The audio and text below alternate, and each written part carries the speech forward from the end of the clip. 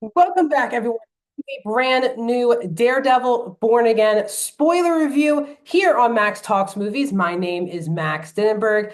We are breaking down the penultimate episode of season one, episode 8, Isle of Joy. So let me know your thoughts on this episode in the comments section down below. I respond to all comments.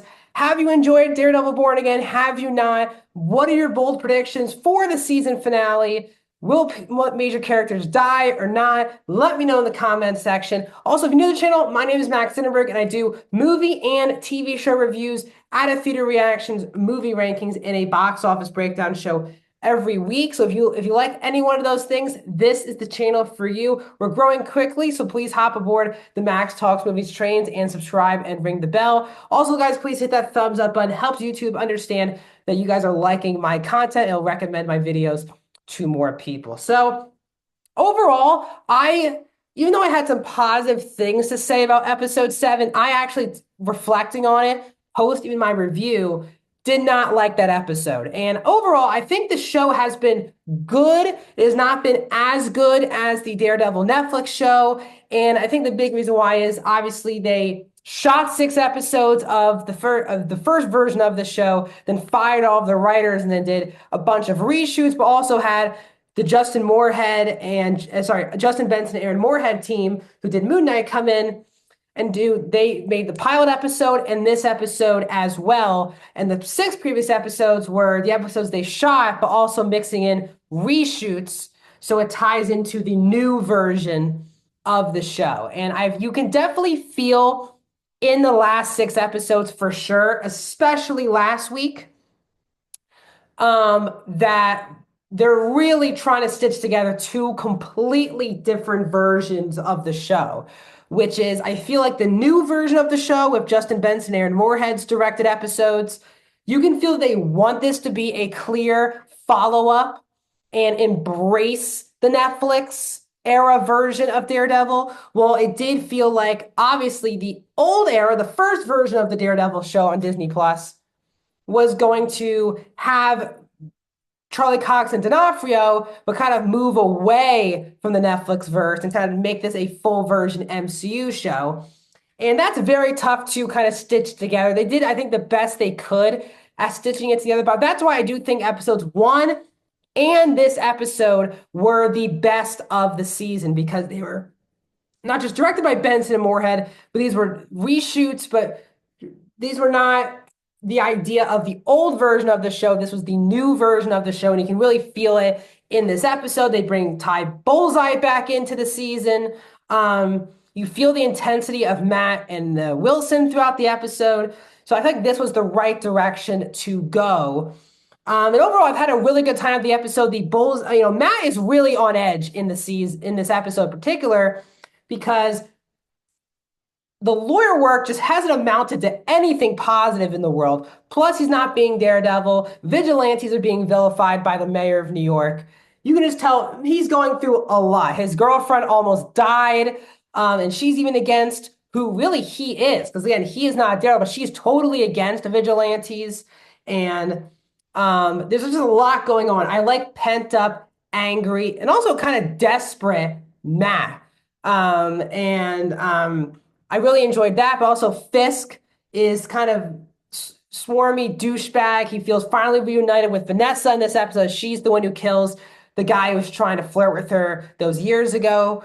And they're finally a united front. And it all leads to this ballroom dance recital, not recital, party. And this is where we get, Bullseye gets the one-on-one scene with Matt, which was awesome. Really good stuff where he violently shoves his head in the desk. But then Bullseye breaks out of prison. And you feel like the whole episode that they're setting up that Matt thinks that Bullseye was hired by Vanessa to kill Foggy in episode 1. And the whole time you're thinking to yourself, wow, Bullseye's coming here. He's going to get a clear shot.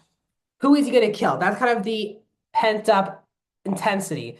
My favorite scene of the episode was the scene between BB and the police commissioner. We know the police commissioner has not been on Kingpin's good side at all since the beginning of the show. He's totally against Kingpin. And Fisk is just keeping him on so the police have somebody as a good poster while he's doing these very underground, jerk offs of the cops who are getting to do whatever they want without rules.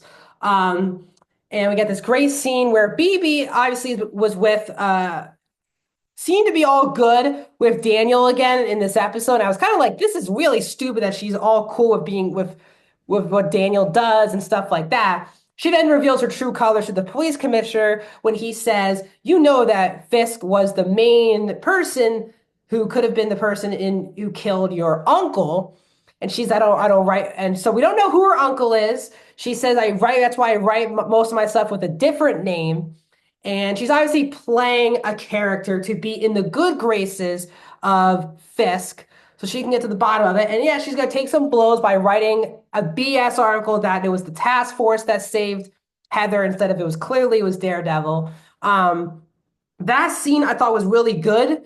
BB as a character who's played by Janaea Walton did a really good job playing this up in this episode.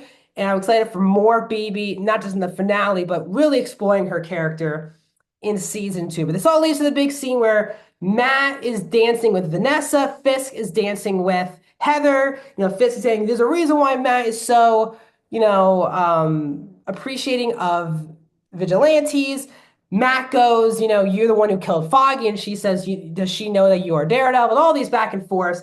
And it leads to you thinking Vanessa is going to die because the whole episode you've been bought into that that she is the one who hired Bullseye. Obviously, Fisk is who's the one who moved him into that other jail area where he can get beat up and put on display.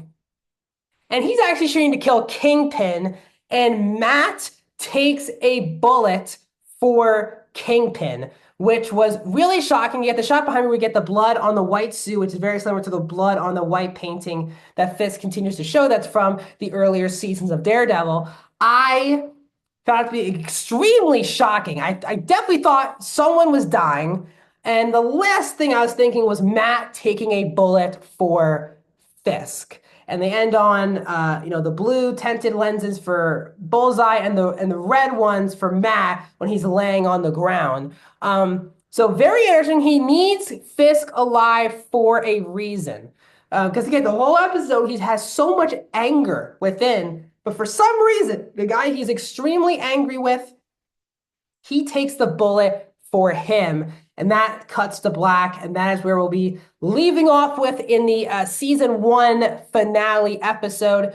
I thought, again, episodes 1 and 8 were by far and away the best episodes of the season. You can tell episodes 2 through 7 were kind of a compilation of the old version of the show and the new version of the show. It was good. It wasn't great. I think episodes 1 and 8 were great and felt like the perfect follow-ups to the Daredevil Netflix series. I do think season 2 will be significantly better than season 1 because, again, season 2 will be one version of the show with the same creators. They're not patching so much things together. So I'm going to be very excited for season 2 of the show. I think season 1 has been good, very enjoyable. Particular episodes have been great. I do think you felt the compilation of multiple visions. But I'll be back, guys, next Wednesday, breaking down the final episode of Daredevil. What are your thoughts of the show? Let me know in the comment section, and I'll see you guys soon.